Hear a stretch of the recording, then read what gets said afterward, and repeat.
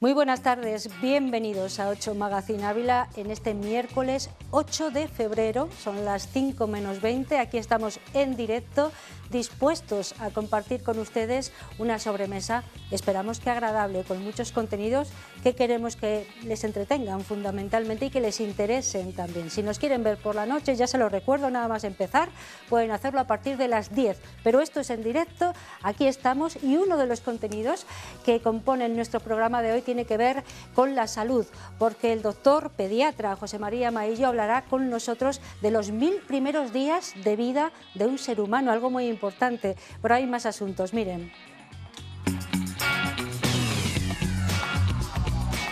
Además, la profesora y escritora Victoria Lamas nos presentará su libro El mensaje de la obra de arte en los museos.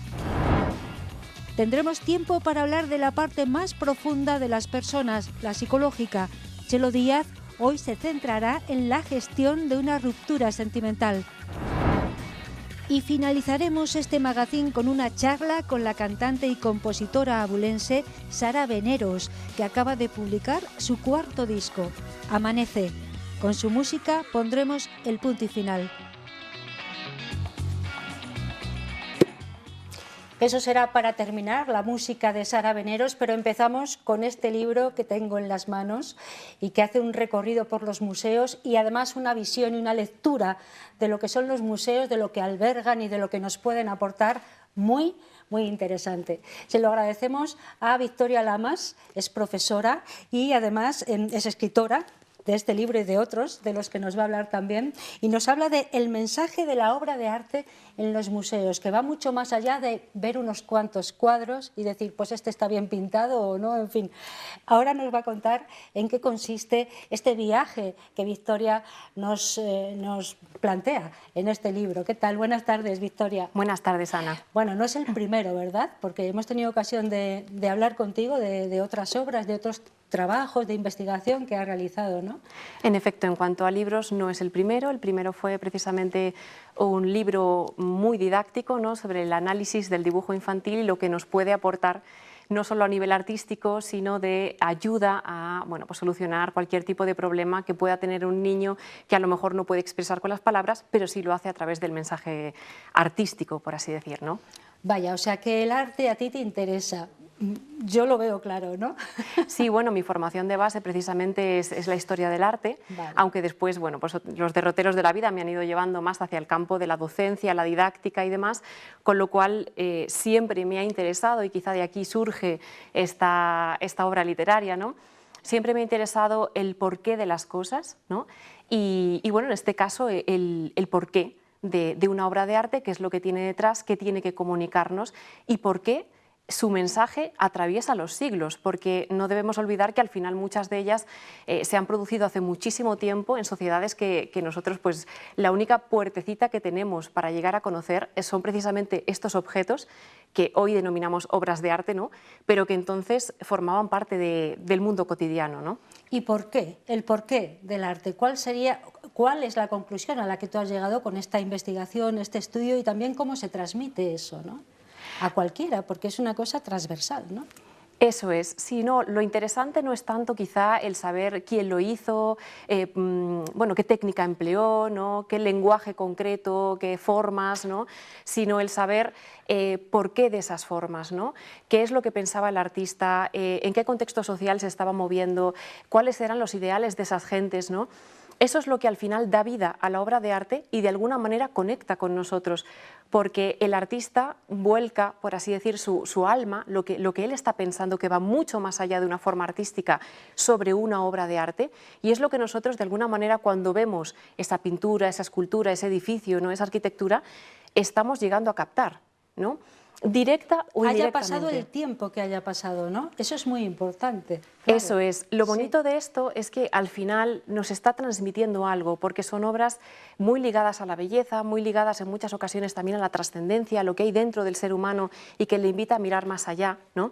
Y claro, la obra de arte siempre nos habla, ¿no?, pero podríamos llegar a pensar, que muchas personas me lo dicen, ¿no?, yo no entiendo de arte, no puedo llegar a comprender el mensaje. Es ahí donde entra la didáctica, ¿no?, que es parte también de este libro, el cómo se comunica porque al final son obras que se crearon en una sociedad de la cual nosotros somos herederos, pero ya no formamos parte. Entonces puede ser que no entendamos, nos guste, ¿no?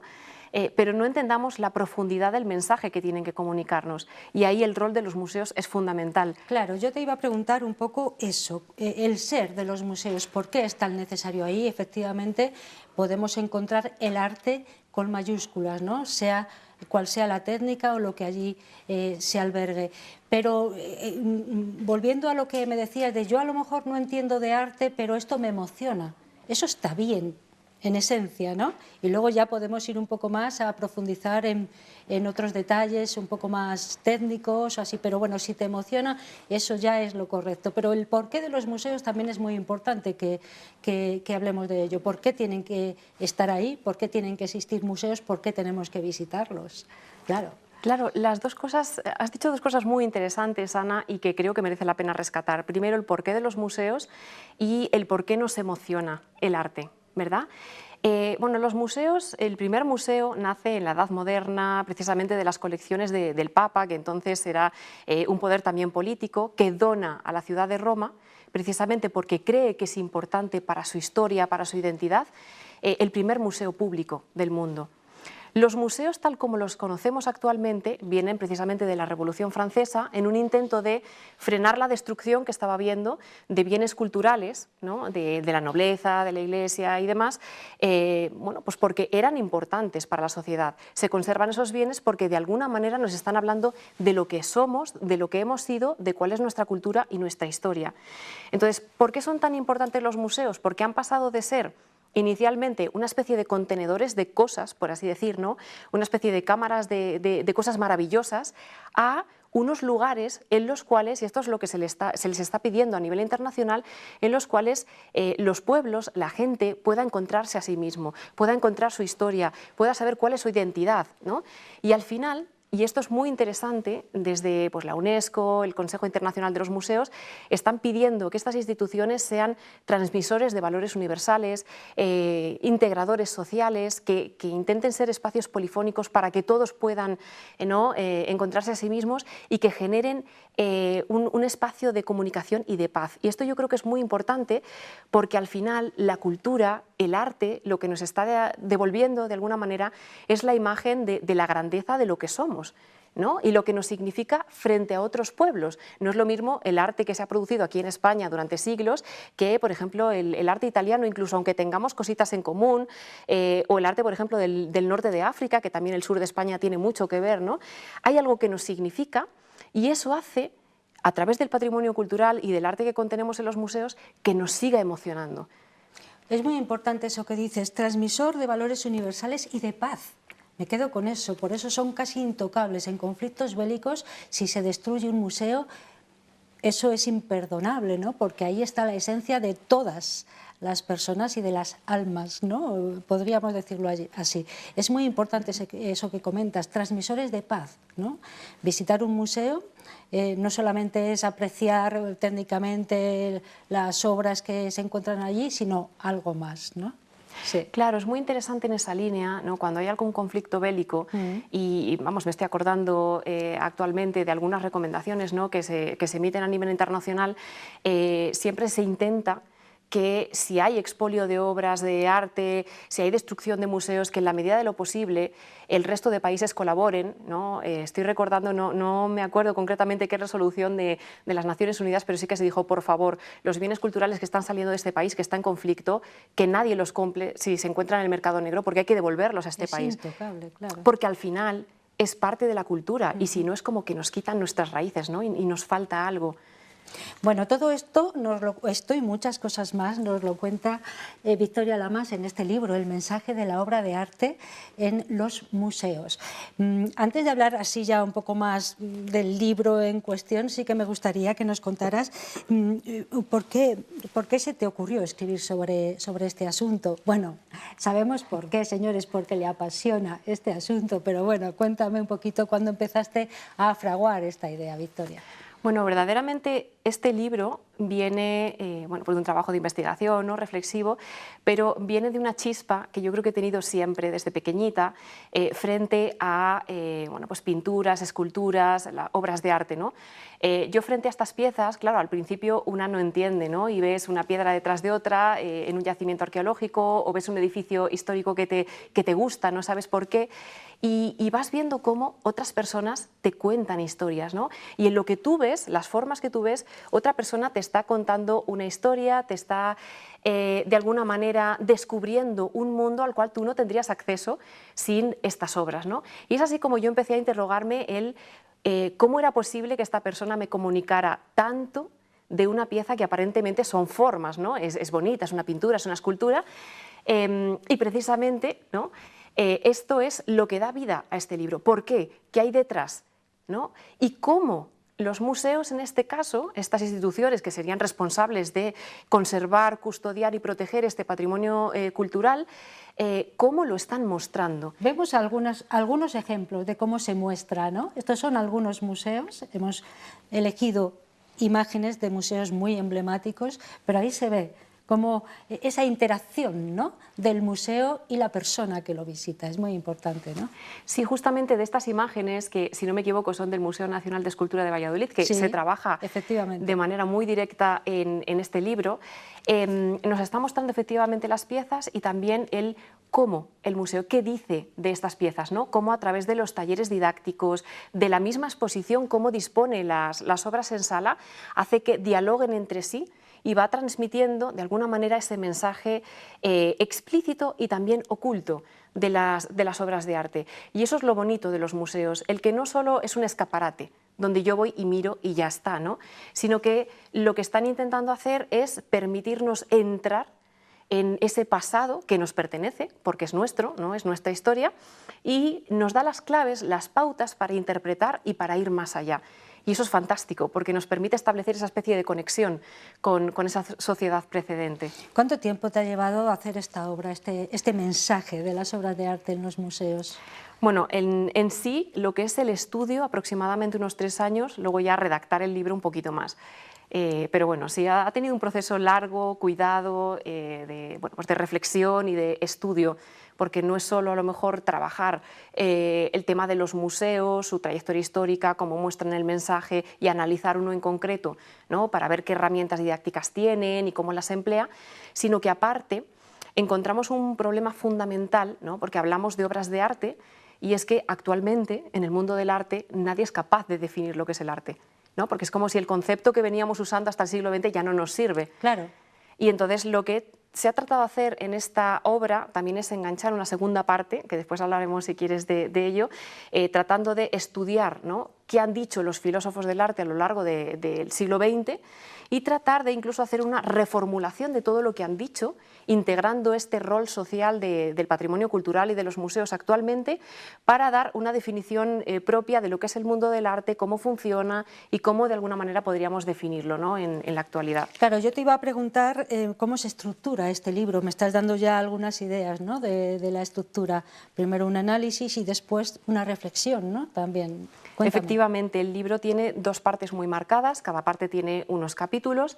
En la primera parte lo que se va a encontrar el lector es ese análisis como más didáctico de lo que es la historia del museo, cómo empezaron siendo contenedores de cosas, ¿no?, que se intentaban salvar de la destrucción, cómo van cambiando en su misión dentro de lo que sería la sociedad y cómo actualmente tienen este rol social muy marcado, ¿no?, de generadores de paz, de valores universales que hemos estado justamente hablando, ¿no?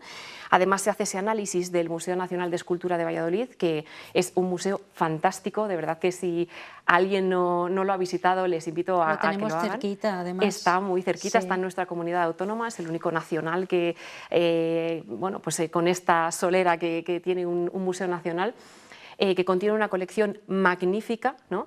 Y bueno, pues era, por así decir, el museo ideal para hacer un estudio de la didáctica, de cómo está mostrando ese mensaje, ¿no?, con talleres para niños, para jóvenes, para adultos, con toda la cartelería, la señalética que tienen y demás. Y en la segunda parte ya un poco más teórico, es un libro tanto para maestros, para filósofos, para historiadores del arte. La segunda parte es más para pensadores, por así decir.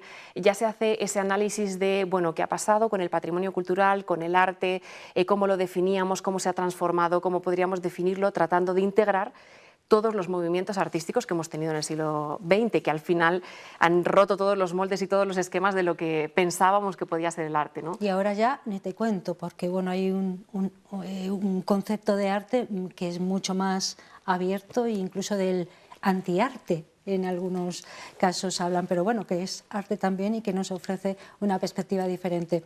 De momento, a mí me gustaría que nos dijeras, Victoria, dónde podemos encontrar este libro, el mensaje de las obras de arte en los museos, porque seguro que muchas de las personas que nos han estado viendo dicen, uy, pues qué interesante, yo quiero ojearlo por lo menos o adquirirlo, quiero saber un poco del libro. ¿Dónde lo encontramos? Bueno, hay dos vías, una la oficial, por así decir, que es en la página web de la editorial Octaedro. Es una editorial además especializada en educación. Ellos lo mandan a cualquier punto de la península y del extranjero. Y otra vía puede ser a través de la autora, evidentemente firmado y dedicado. Además veo que aparece, ¿no?, en la parte inferior a través de ese correo electrónico que, bueno, pues que se ha creado justamente para que puedan contactar conmigo cualquier cosa que alguien interesado quiera comentar, quiera consultar y bueno, pues para poner a disposición del público esta obra que yo creo que es maravillosa y que va a gustar muchísimo. Editorial Octaedro, o ahí ven ustedes sobreimpresionado también el correo, donde pueden dejar sus mensajes para que la autora les haga llegar este libro.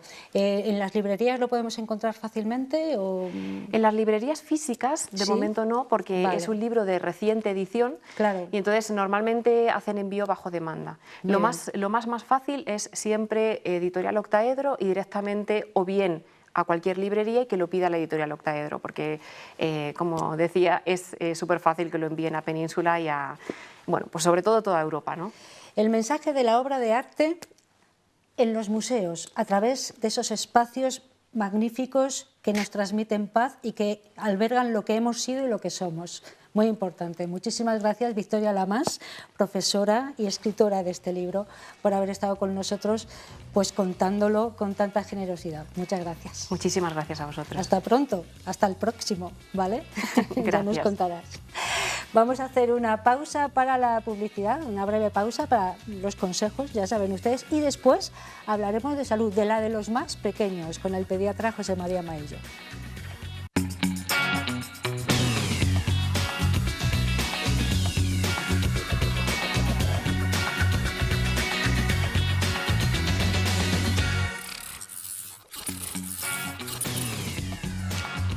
Cinco y 7 minutos. Aquí estamos en directo. Después de los anuncios vamos a abordar otro asunto bien distinto al que nos ocupaba en la primera parte de este programa. Ahora vamos a hablar de salud con el doctor José María Maillo. Él es médico pediatra y ha venido aquí para contarnos lo decisivos que son los 1000 primeros días de vida de un ser humano. Buenas tardes, José María. Hola, buenas tardes. Le veía que además estaba un poco bailuqueando nuestra sintonía, ¿a que sí? Es pegadiza. Sí, ya lo hizo también ayer. Otro de los invitados, bueno, me gusta, que ya lo sintáis un poco como vuestro. Sí, qué bien. Bueno, José María, decisivos, lo hablábamos durante los anuncios, esos 1000 primeros días de vida de una persona, ¿no? Sí, cada vez se da más valor. Ahora hay muchos estudios epidemiológicos y de cortes que demuestran que la alimentación que tengamos en los 1000 primeros días, que son más o menos 3 años del niño, van a dar evolución a las futuras enfermedades no transmisibles a las que se puede llegar, ¿no? Entonces ya tenemos en cuenta los 6 primeros meses de lactancia materna. La lactancia materna, como ya vimos el otro día, es fundamental desde todos los puntos de vista. Eso no quiere decir, y también hay que aclararlo, que las mamás que no puedan no tengan hoy a su disposición todas las leches que cumplen las normas de la SGAN en cuanto a nutrientes para que los niños que no puedan recibir pecho puedan ser bien nutridos. Vale, con lo cual, digamos que los 6 primeros meses de vida los tenemos controlados. Después se recomienda que nunca antes de los 4 meses y medio más o menos y nunca después de los 6 y medio se introduzca la alimentación complementaria. Y la alimentación complementaria tiene una serie de nutrientes que son necesarios a partir de esa edad. Y esos nutrientes, más o menos, los pediatras los van recomendando progresivamente para que vayamos sabiendo cómo el niño lo tolera. De tal manera que, por ejemplo, el niño, una vez que ya ha tomado la leche, luego empieza a introducírsele los cereales, se le empiezan a introducir la papilla de frutas. Primero la fruta, lo dulcito, y luego ya el puré, ¿no? La fruta, ¿o no? Normalmente primero los cereales, depende de cada niño. Todas estas normas generales el pediatra las adapta a cada niño. Pero sí, normalmente según el estado del niño de peso, se introducen los cereales, antes, un poquito antes, un poco después, luego la fruta y finalmente el puré de verduras, posteriormente la carne de pollo o ternera, luego otras verduras, luego a los 8 meses más o menos se introduce la yema de huevo, bien cocida, bien separada de la clara, para que veamos qué tal la tolera el niño. Posteriormente, alrededor de los 9 meses, se cambia carne por pescado, se introduce pescado y se quita carne. Normalmente el huevo es un añadido, no sustituye a nadie. Y posteriormente se introduce la clara para saber qué tal va tolerando los alimentos. Luego más adelante ya las legumbres, y alrededor del año un niño puede comer de casi todo. Prácticamente de todo, pero entonces, por lo que me está contando, es un poco un ejercicio de ensayo-error, a ver cómo van las cosas. Claro, a ver, ¿no?, cómo va tolerando, claro, qué tal va tolerando el niño, para que detectemos alguna intolerancia o alguna respuesta anómala del pequeño, ¿no? Entonces el problema, los estudios han venido hablando de que todo lo que hagamos en esos 3 primeros años de vida, los llamados 1000 días, será fundamental en la evolución posterior. En el último siglo, con la tecnología, se ha ido viendo que el cambio de los hábitos alimenticios y el cambio del ritmo de vida ha evolucionado hacia enfermedades no transmisibles, obesidad, asma, algunas formas de alergia, cáncer, enfermedades cardiovasculares. Todo eso lo tenemos que ver en la evolución que tome la alimentación en los primeros 1000 días. O sea que es determinante, entonces, lo que me está diciendo es importantísimo. Cada vez está más claro. ¿Sí? Lo que hagamos en la nutrición, en cuanto a el nivel de proteínas, que no sea excesivo, el número adecuado de grasas, el número adecuado de hidrato de carbono, hará que en un futuro la obesidad se desarrolle mejor o no se desarrolle. A todo desarrollo de enfermedad tenemos que añadir los factores genéticos, pero en los factores genéticos de momento no podemos actuar, pero en los cambios en los hábitos de alimentación y en modificar el sedentarismo, en un futuro se podría valorar que las enfermedades cardiovasculares pudieran disminuir, que la obesidad pudiera disminuir, diabetes, etcétera, etcétera. El factor genético de momento no lo podemos evitar, pero sí podemos actuar sobre los cambios de alimentación. Y los cambios de alimentación... Y de formas de vida, por lo que veo, temas sedentarismo, claro. Todo eso, o sea que es muy cultural. ¿Algún Los tipo niños, de enfermedad? En general, los niños no son muy sedentarios. Estamos hablando de que en cuanto empiezan a andar ya no paran. Ya. Luego, más adelante, se pueden lo digan hacer... a las mamás y a los Claro, papás. se pueden hacer sedentarios más adelante, pero para eso tenemos que inculcarle que hagan vida deportiva, que se muevan, pero la base de la alimentación es fundamental, el llevarla bien controlada, en que en cada momento sepamos los nutrientes que el niño está ingiriendo, porque todos los sistemas de nuestro organismo van a depender de la alimentación. El sistema inmune depende de los niveles de nuestras defensas, van a depender de nuestro sistema inmune, y la hiperreactividad en algunas formas de alergia dependen del sistema inmune. Y el sistema metabólico, el exceso de peso, el exceso de proteínas, hará que en un futuro aumente la obesidad. Hoy se dice que no somos lo que comemos, somos y seremos lo que comimos. Muy importante lo que nos dice el doctor José María Maillo. No somos y seremos lo que comemos, sino lo que comimos en esos 3 primeros años de vida. Claro. ¿Y por qué 3 primeros años? ¿Por qué los 1000 primeros días de vida y no los 1025 o los 1040? A partir de ahí es cuando el organismo va detectando y se va formando y las células grasas, las células inmunológicas, lo que es hoy día la microbiota, que se estudia mucho, toda la flora intestinal, lo que llamamos el microbioma, los alimentos que vayan entrando y que provoquen distintas reacciones a nivel intestinal, van a actuar mucho en factores alergológicos posteriores y inmunológicos, con lo cual cada vez está más demostrado que donde podemos actuar perfectamente para evitar esas enfermedades, hoy día la obesidad en la infancia está siendo un problema y en nuestro siglo la obesidad y las enfermedades cardiovasculares están siendo un problema y todo eso puede ser manipulado y programado de distinta manera con una alimentación correcta, sobre todo en los primeros años de vida. ¿Qué tipo de...? Perdón, sí, continúe. De tal manera que es básico que los niños tengan unos nutrientes adecuados en cuanto a disminuir el exceso de proteínas, a tener cuidado con las cantidades de las raciones. Se puede comer bien, pero no en exceso. Hay que tener cuidado con los hidratos de carbono, evitar en lo posible el exceso de azúcares simples, etcétera, etcétera, un nivel adecuado de grasas. Los hidratos de carbono siempre acompañando adecuadamente, de tal manera que hoy se habla de la pirámide o del rombo de la alimentación. ¿Y qué es dónde está la base?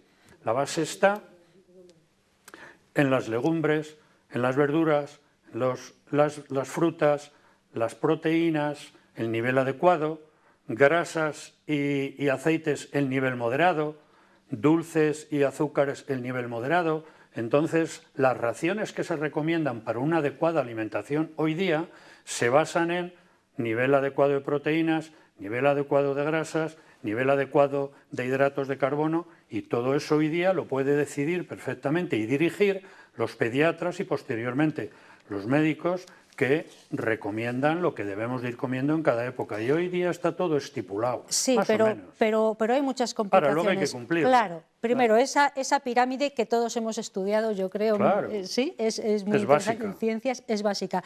Pero claro, ahora tenemos añadidos que a lo mejor no teníamos hace unos años, la carestía de productos frescos, de frutas, de verduras, hace que sean dificultosas para muchas familias el adquirir esos productos, el sedentarismo al que sometemos muchas veces a los niños pegados a una pantalla o que ya no corren tanto, no se mueven tanto, familias que están muy atareadas y no se ocupan tanto de la alimentación del pequeño, lo dejan en manos de otra persona, en fin, todo esto hace un cúmulo de circunstancias que todo influye a que tenemos que hacer un esfuerzo en la primera etapa de la infancia y en la segunda, para que la alimentación sea lo más correctamente posible, porque eso va a incidir claramente en el futuro, y eso está claro.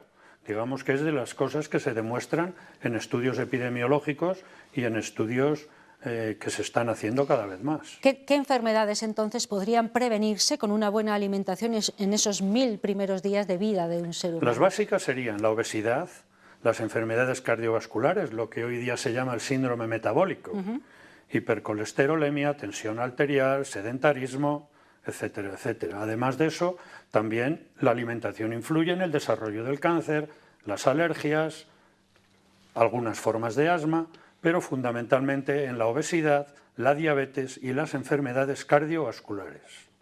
Y todo eso se puede prevenir con unos hábitos de vida y unos hábitos de alimentación adecuados.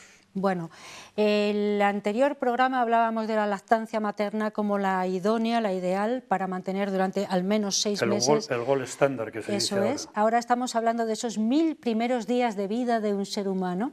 Los 3 años, lo ponemos como franja, porque es cuando se forma el cuerpecito humano, claro, el devenir futuro. Y luego ya veremos. Y luego seremos lo que comimos en esos 1000 primeros días. Me quedo con esa frase. Lo que comimos.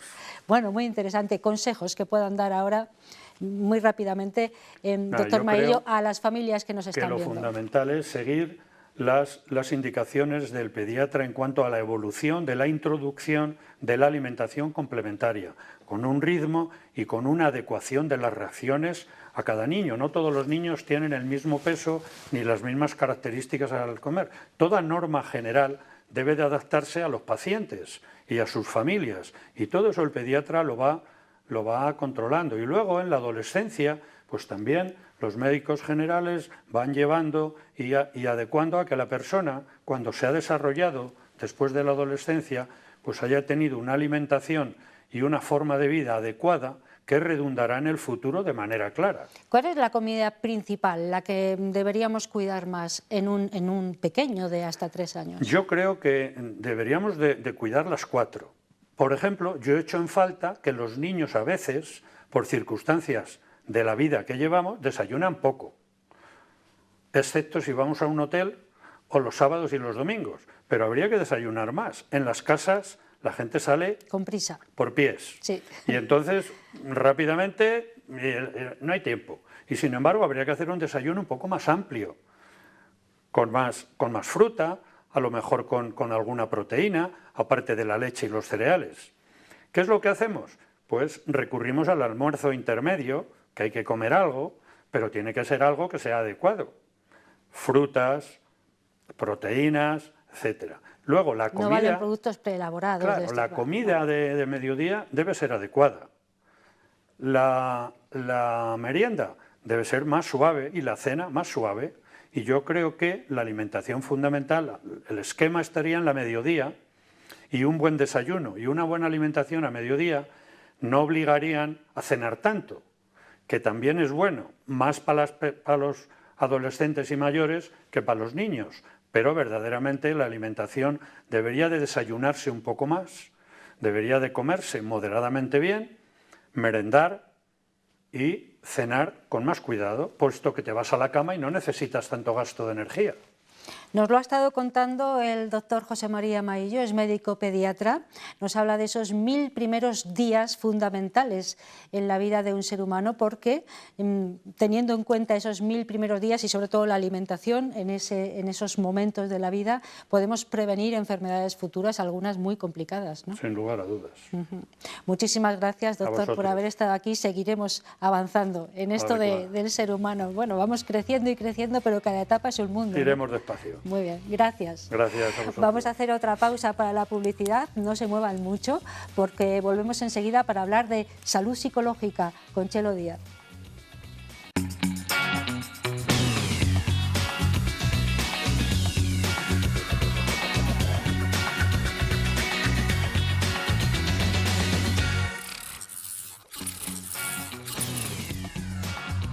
Aquí estamos a puntito de llegar a las 5:30 de la tarde, qué buena hora, ¿eh? Si ponen ahora la televisión ustedes, aquí estamos hasta las 6 y un poco.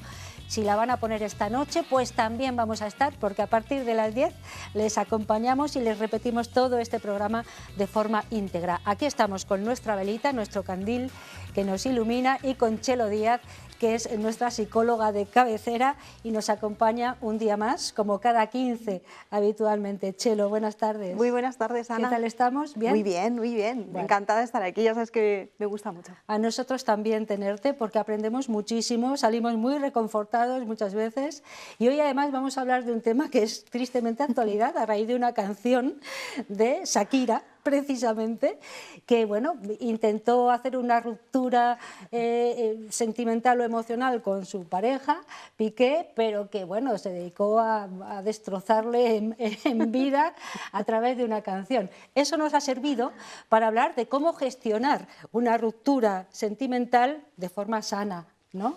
Y no sé si eso es sano. No. Creo que no mucho, bueno. No mucho. No es una gestión del duelo muy saludable, ¿no? A ver, nos abre un poco, bueno, pues este tema, ¿no? Que normalmente no hablamos mucho, ¿no? Porque como es así como que hay, no apetece, ¿no? Es como... Pues un Además, tema ¿quién no ha pasado por ahí? ¿Quién no ha pasado por ahí, efectivamente, ¿no? Y quién igual no va a pasar incluso, ¿no? Entonces es algo que es tan del día a día, pero no se habla mucho, y sin embargo es el día a día en nuestras consultas, que pues parejas con conflictos, parejas que a veces no podemos o no están en ese punto realmente de reencuentro, y hay que facilitar y ayudar a una separación, porque eso también es terapia de pareja. La terapia de pareja no solamente es vamos a buscar el punto de encuentro, siempre se intenta primero buscar el punto de encuentro, ¿no? Pero a veces no hay punto de encuentro y a veces lo que hay es que ayudar a que esa pareja haga una buena separación. Has hablado del duelo, es importante la palabra porque realmente es un duelo, ¿verdad? Es una pérdida y además tiene un componente emocional muy, muy elevado, ¿no? Altísimo, de hecho, una ruptura de pareja es algo que, aquí todos que hemos tenido alguna vez alguna, ¿no?, importante, te deja muy desorientado, te deja, claro, con vacío. Es que es un duelo, es un proceso de duelo, es una revinculación, ¿no? Hay una pérdida. Y ya no te digo nada, ¿no?, si cogiendo un poco el contexto de la canción, ¿no?, se supone pues, que además ha sucedido algo, como puede ser una infidelidad, o engaños, o traiciones, o esto, claro, deja una herida mucho más dura de gestionar. O sea, ya de por sí un duelo, ¿no?, una ruptura de pareja es duro, es intenso, un duelo duele. Si además añadimos, ¿no?, pues unos componentes como la traición o el engaño, la infidelidad, pues es verdad que se hace más difícil de digerir para la persona, digamos, en este caso dejada, ¿no? Es lo que te iba a decir, sufre mucho más la persona a la que le dejan que la persona que abandona, aunque ambas tienen su proceso, ¿no? Me imagino. Bueno, cuando es, digamos, como de mutuo acuerdo, es decir, ambas partes hablan y llegan al punto de decir, ostras, es que tú y yo ya no estamos conectados, ¿no? Ya no, pues faltan esos ingredientes fundamentales para que haya una relación de pareja. Y hacemos, básicamente, ¿no?, una ruptura puede ser de dos maneras, con amor o sin amor. Yo muchas veces cuando me llegan las personas, las parejas a consulta, pues claro, normalmente preguntan, ¿no? Pero bueno, ¿y cómo nos va a ir? O sea, ¿nos va a ir bien? ¿Vamos a poder? No, yo siempre digo, bueno, si hay amor, entonces pase lo que pase va a ir bien. Si no hay amor, pues veremos cómo gestionamos esto, ¿no? A veces claro. cuando... Lo que pasa es que algunas veces se habla del odio como la otra cara del amor, ¿no? Y hay gente que lo gestiona mal, evidentemente, y convierte lo que fue amor en odio, y eso es pernicioso a todas luces, ¿no? Pero en primer lugar para uno mismo. Claro. O sea, en un proceso de duelo es que nos vamos a encontrar con varias fases. La primera es la de no me puedo creer que me está pasando esto, no me puedo creer. En otra fase vamos a tocar con enfado, con rabia, todo proceso de duelo, hasta con culpa. ¿Culpa de qué? Igual de nada, pero hasta vamos a topar con eso. Vamos a topar con una serie de sentimientos que si no los gestionamos bien y si no los transitamos bien, lo que va a pasar es que se van a emponzoñar, ¿no? Y entonces igual en un enfado normal, de un proceso de duelo, pues a lo mejor terminamos generando un estado de rabia, de odio y en un momento hasta de agresión a quien ha sido nuestra pareja, ¿no? Cuando hay niños entre medio, eso te iba a decir. Esto es un problema bastante serio. Mucho más grande. Porque los niños se quedan atrapados en esa grieta entre papá y mamá. Entonces, cuando hay niños, papá y mamá tienen que ser adultos y tienen que hacer una buena separación de pareja. Claro, porque además se corre el riesgo de los chantajes emocionales, etcétera, etcétera, utilizar al niño, ¿no?, como arma muchas veces, eso es tremendo. Claro, porque cuando nos quedamos en una separación de pareja instalados en la rabia, o en otro caso, ¿no?, en la dependencia, que eso tiene otras consecuencias, ¿no?, cuando me quedo instalada en la rabia, es donde empiezan a aparecer estas cosas. Bien, porque empiezo a sacar cosas de la relación contigo que a lo mejor no tenía que haber permitido o teníamos que haber aclarado antes, y en vez de haberlo hablado en su momento, pues ahora en la ruptura me sale todo esto. O la manera en cómo hemos roto, pues a lo mejor si ha habido una infidelidad o ha habido una situación. Es verdad que obviamente, hombre, una herida de infidelidad es difícil de digerir, pero que también es verdad que suele suceder cuando la pareja muchas veces ya está en un mal momento, o sea que a veces nos engañamos también un poco y no queremos ver lo que está pasando, ¿no? Pero bueno, ¿cómo hacer entonces, cómo transitar, que es esa palabra que tanto nos gusta? Yo la he aprendido por ti y la uso mucho. Es que es como caminar, ¿verdad? Sí. Es como... ¿Cómo transitar entonces adecuadamente la ruptura de una relación sentimental, de una relación de pareja? Independientemente de que haya hijos, etcétera, etcétera. Bueno, ¿cómo hacerlo de la mejor manera posible, aunque vamos a tener un año mínimo muy malo? Eso hay que dejarlo es claro. verdad que un añito a veces por lo menos. Sí que estamos caminando ahí, lo que pasa que lo duro es los primeros meses. Bueno, pues yo vuelvo a lo mismo, depende si es con amor o sin amor, pero ya no solamente con amor hacia la persona a la que me he separado, sino por amor a mí mismo, a mí misma. Entonces, ¿cómo sería con amor? Bueno, pues con aceptación. entendiendo que, bueno, pues que igual también ahí se abre ahora un capítulo para conocerme, para estar conmigo, para quizá probablemente soltar muchas cosas que a mí ya no me estaban yendo bien, que efectivamente se puede abrir una nueva etapa, y entonces lo hago con aceptación. Y tomo distancia de la persona con la que he roto, porque si no, no voy a poder hacer bien el duelo, y entender que en ese duelo va a haber tristeza, va a haber enfado, a veces, ¿con qué? Pues a veces no sé ni con qué, pero va a haber enfado y va a haber una serie de sentimientos que tengo que digerir, que tengo que acostumbrarme ahora a volver a la relación conmigo, a volver a estar conmigo, y eso sería un poco con amor. ¿Cómo sería sin amor? Es decir, lo que no. ¿Sí? Lo que no tenemos que intentar hacer. Eso es. Vamos a tener mucho cuidado con dos cosas, básicamente. En primer lugar, con esa tristeza a veces que me está hablando de un apego ansioso. Probablemente en la relación había una dependencia o una codependencia. Y entonces soltarte me conecta con un apego ansioso. Es decir, las típicas frases de no sé qué hacer sin ti me muero, cosas de estas, ¿no? Es como, puede quedar como muy romántico, pero es una barbaridad. No sé qué hacer sin ti, estamos hablando de una dependencia. Esto nos va a enganchar mucho a la tristeza, mucho cuidado, ¿no? Que a veces podemos pinzar ahí, o en la rabia. En la rabia es que de pronto me victimizo, por ejemplo, ¿no? Y me coloco en el rol de víctima, es que me has abandonado, es que me has traicionado, y a lo mejor es verdad, me has traicionado, pero no sé si te das cuenta que cuando te quedas enganchado, enganchada en la rabia, toda esa rabia está pasando a través de ti. A quien está enfermando al final es a ti. Bueno, vamos un poco a los tiempos, independientemente de que nos quede ya poco tiempo, Sí. Pero vamos a los tiempos. ¿Cuándo? ¿Cuándo tenemos que pasar página? ¿Es verdad eso que dicen de un clavo saca otro clavo y esas cosas, o hay que dejar un tiempo y reposarlo? ¿Y hasta cuándo? ¿Y cómo? ¿Y de qué manera? Yo soy partidaria de que el clavo que salió, que se cierre la heridita de ese clavo. Y ya clavamos otro clavo si hay que clavar otro pero clavo. al cabo de un tiempo. Pero no en el hueco del clavo que hemos... Es como, vale. vamos a volver siempre primero a casa, ¿no? Pues mira, los tiempos, pues lo primero es tomar distancia. Ciertamente, en la medida de lo posible, el contacto cero nos va a ayudar mucho. En la medida de lo posible, si tenemos hijos, pues el contacto cero es complicado, ¿no? Pero si no es la situación, vamos a romper. A veces las parejas siguen quedando, se mensajean, no terminan y es como, venga, vamos a permitir que se dé ese espacio, ese contacto cero. ¿Para qué? Para hacer el proceso de duelo. En el proceso de duelo siempre va a haber un síndrome de abstinencia. Es decir, tengo que pasar el síndrome de abstinencia de ti, de lo que yo sentía a tu lado. Y tengo que volver a mí. Si voy haciendo un buen proceso y mi autoestima estaba saludable y bueno, en fin, voy a hacer un proceso bastante, digamos, como incluso hasta como un despertar, muchas veces de ostras, vuelvo a mí, ¿no? Pero si me quedo pinzado en la tristeza, dependencia, en la rabia, me victimizo, pues me voy a quedar ahí en un mal duelo. Vamos a hacer un mal duelo. Vale, entonces, bueno, cada uno tiene su tiempo. Cada ¿no? uno tiene su tiempo. Yo diría... Cada persona es única, por lo tanto, cómo transite todo eso. Claro, claro. Normalmente, entre 6 meses y 1 año, tenemos muy acomodada la situación. Si hemos hecho un buen duelo y hemos procesado bien las emociones y, bueno, y nos han dado otras circunstancias entre medias, no es lo mismo una separación, por ejemplo, que terminan en juicio, que una separación que la hablamos tomando un café. En cualquier caso, no hay que naturalizar actitudes que no deberían ser saludables en una ruptura de una pareja. O sea, bueno, ni tenemos que hacer gracias con determinados asuntos o canciones, como es la que nos ha traído hoy precisamente a hablar de este asunto, porque no es nada gracioso, ¿no? A ver, sobre todo, más que nada, porque no podemos legitimar que en una ruptura sí o sí tenga que haber agresividad. No podemos legitimar eso como algo normal y válido.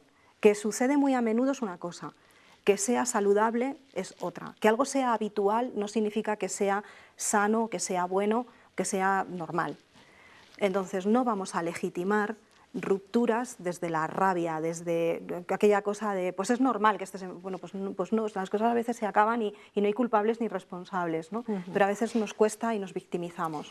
Muy bien, pues así lo dejamos. ¿Cómo gestionar, cómo transitar, que nos gusta más la palabra, una ruptura sentimental, una ruptura de pareja de una forma natural pero saludable? ¿Verdad, Chelo? Muchísimas gracias por haber estado con nosotros y por darnos estos consejos que nos vienen muy bien a todos. Gracias. Muchísimas gracias. Y nos vemos prontito, ¿vale? 15 días. En 15 días. Gracias. Vamos a hacer la última pausa para la publicidad, luego enfilamos ya nuestra recta final, que va a ser musical. No se vayan.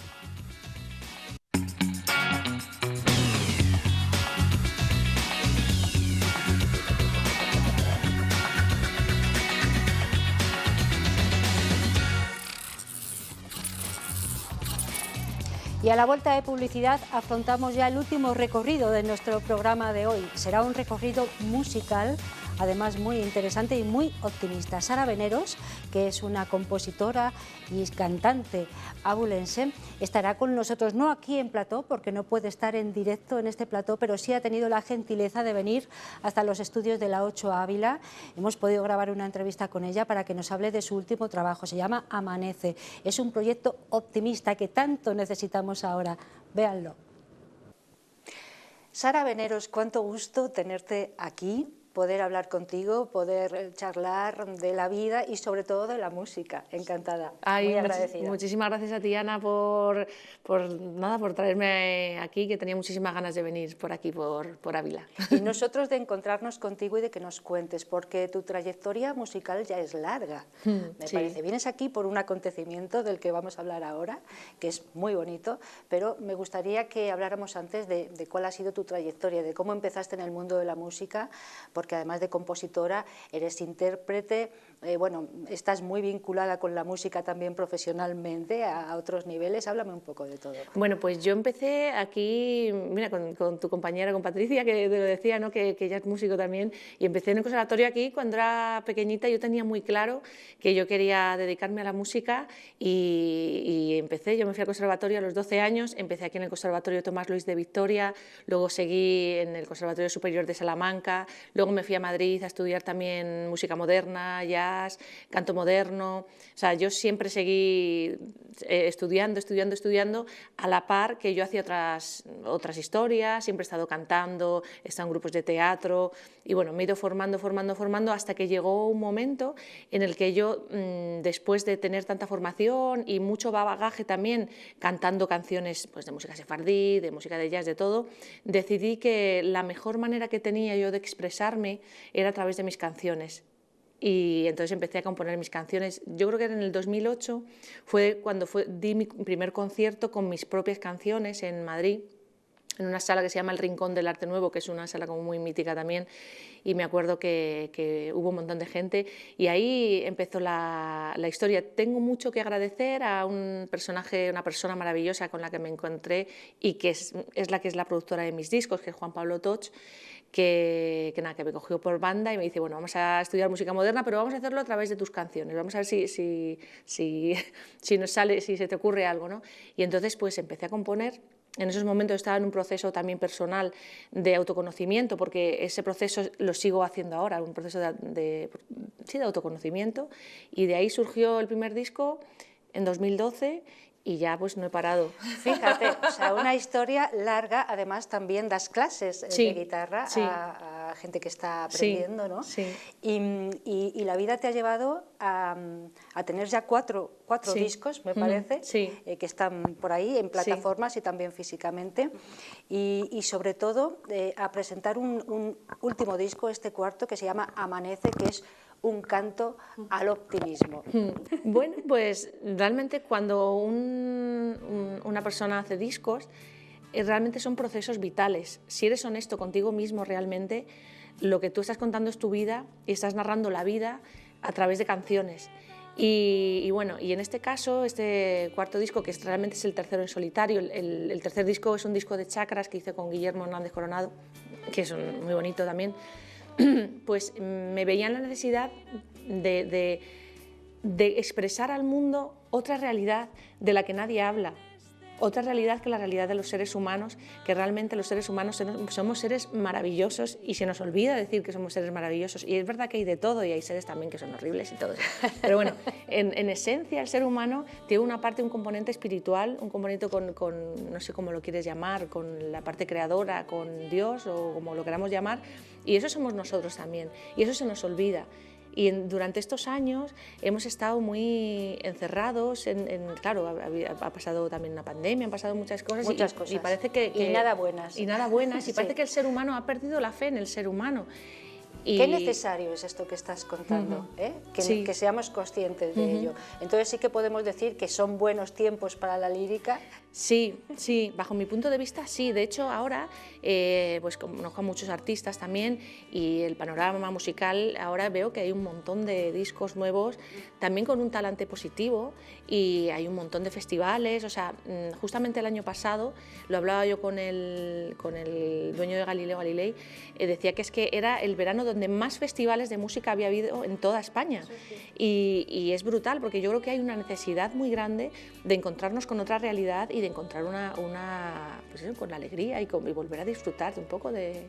Vamos a hablar de Amanece. Es el cuarto disco, como decimos, me parece que son 11 canciones las que lo componen, todas tuyas, creaciones tuyas, y tiene un toque étnico así importante, ¿no? Sí. ¿Por qué? ¿Por qué has elegido esto? Bueno, lo primero porque yo tengo un gen popular ahí dentro metido, que me lo dice mucho mi productor. Siento que la música popular es la música que más conecta con el corazón de las gentes, de las personas, porque está en nuestro ADN, está en el inconsciente colectivo. Entonces, en Castilla tenemos pues las jotas y un montón de palos que realmente conectan con esa parte nuestra. En Andalucía, pues la rumba, ¿no? En Latinoamérica, que yo me he ido mucho por esos campos de Latinoamérica, pues hay muchísima música muy alegre, como son chacareras, que también meto en el disco. ¿Por qué? Pues porque a mí eso es lo que me conecta directamente con la alegría y con el corazón y con la esencia y con la realidad. También es verdad que mi padre siempre me ha puesto música de pequeña, porque mi padre es músico también, y mi padre de pequeña me ponía mucho a Violeta Parra, a Víctor Jara y todo esto. Y entonces, la música que tú escuchas cuando eres pequeño, digamos que te llena el alma y sí, es lo que te agranda. Te agranda. Sí, y sí. cuando tú eres mayor y escuchas música de cuando eres pequeño, pues parece que te llega más. Pues igual, cuando yo estoy componiendo, estoy muy cerca de esa música, aunque yo no sea latinoamericana, estoy muy cerca. Aparte que mi productor es argentino y es especialista en música popular argentina, y además yo he estado de gira por Argentina, por Chile, por Cuba, o sea que yo sí que me he recorrido, en Perú estuve hace un montón de años, entonces yo sí que me he recorrido el continente americano, y a mí pues eso, yo he vivido un poco esa cultura y me parece fascinante, y a mí es que o sea, yo escucho una chacarera y de repente hago ¡ay! 11 canciones que componen un disco que, además de estar ya en todas las plataformas, también está físicamente, y que has presentado hace muy poquito en esa sala que mencionabas antes, Galileo Galilei. Sí. Bueno, que no es cualquier cosa, ¿no? Sí. Cuéntanos, háblanos cómo fue la presentación. La presentación fue de verdad emocionante. Yo es que me pongo a llorar incluso porque estaba llena la sala Galileo Galilei, que no es fácil llenar la sala Galileo Galilei, o sea, porque es gigantesca. Una alegría. Sobre todo había gente que a mí no me conocía personalmente, porque normalmente van muchos amigos que tengo, pero en esta ocasión vino gente de Palma de Mallorca, vino gente de Valencia que a mí no me conocía personalmente, pero que sí que me conocía por redes. Bueno, fue espectacular. Los músicos que me acompañaban son gente también argentinos, 3 de ellos, y uno de ellos de Honduras, o sea que eran todos latinoamericanos también. Fue un concierto para no olvidar. O sea, sí. ¿Y has pensado presentarlo aquí, en tu tierra, Sí. Amanece, este disco optimista? Sí, estoy con muchas ganas de presentarlo. Me gustaría presentarlo este verano, a ver si puede ser en Ávila.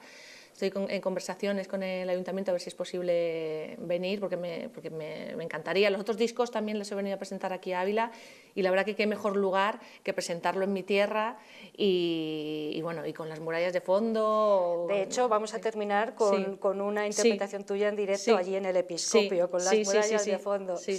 Y ya para terminar, un minuto que nos queda de charla, yo podría estar aquí todo el tiempo contigo, porque además transmites, es verdad, mucha luz, mucha energía, eso es muy importante. Pero para terminar, háblame de algún otro proyecto. ¿Estás ya con otro disco, preparando algo, en fin? De momento estoy con toda la energía puesta en promocionar este disco, claro. porque realmente lleva muchísimo tiempo y estoy con esto, pues buscando conciertos, estoy armando la gira, digamos, de Amanece, de este disco, y estoy muy centrada en esto. Lo que sí que es verdad que me vienen como ideas, esto ya lo lo haría para otra canción, esto ya da igual. Pero bueno, en estos momentos estoy con este niño que acaba de nacer, poniéndole todo el cuidado que necesita para que pueda crecer y pueda alimentarse bien. Entonces estoy con la promoción y con los conciertos, y me encantaría ir a Argentina también a presentarlo. Pero bueno, ya cuando se pueda, pues seguir a Argentina. Sara Veneros es un amor de mujer, toda generosidad. Nos presenta Amanece, su último trabajo, el 4º disco, tercero en solitario, como dice, rodeada de un buen grupo de músicos, eso sí. Y nos quedamos con la idea de que en verano a lo mejor lo presentas aquí, ¿no? Vamos a ver vamos a ver. Nosotros lo apuntamos, a ver si puede ser. Muy bien. Gracias, Sara, por Gracias a ti por invitarme, gracias. de verdad. Y por terminar así de bien este magazine, porque acabaremos con tu música. Gracias. Gracias. Todo corazón, Sara Veneros, y además nos ha ofrecido una semblanza de su trabajo muy interesante. Con su música nos despedimos hoy. Sembrando Caminos es la canción que hemos elegido. Ella tuvo la oportunidad de cantarla, interpretarla aquí para todos los abulenses en el Episcopio, además un enclave privilegiado, y con ese vídeo queremos poner el punto y final por hoy y por esta semana. Hasta la semana que viene, hasta el martes próximo, les deseamos lo que siempre les decimos, que se cuiden mucho, por favor, y que sean todos lo felices que puedan. Adiós, hasta la semana que viene.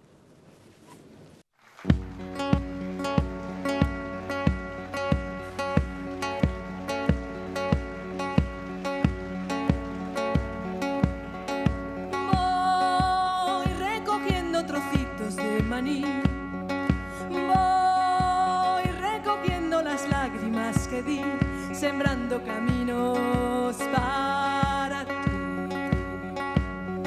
Voy encendiendo las sombras que escondí, voy recorriendo senderos que no vi, sembrando caminos para ti, sembrando caminos para mí.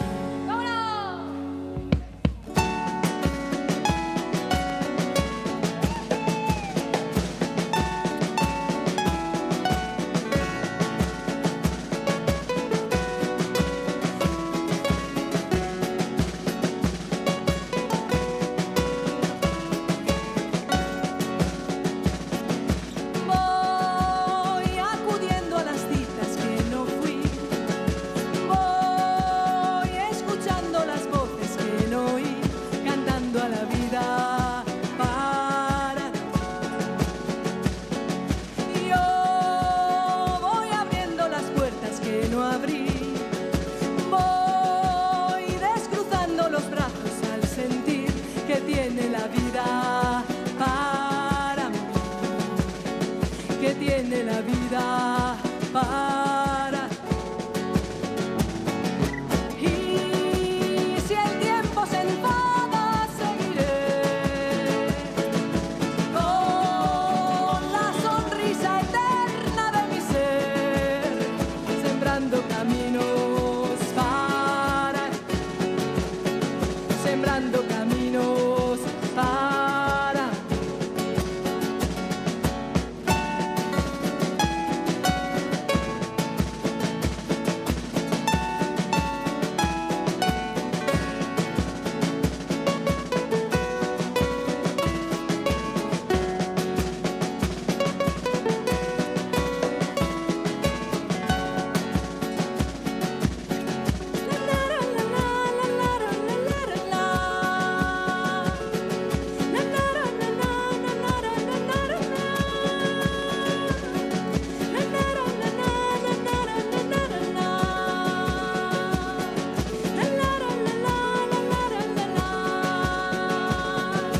Voy recogiendo trocitos de maní, voy recogiendo las lágrimas que di, sembrando caminos para ti, sembrando caminos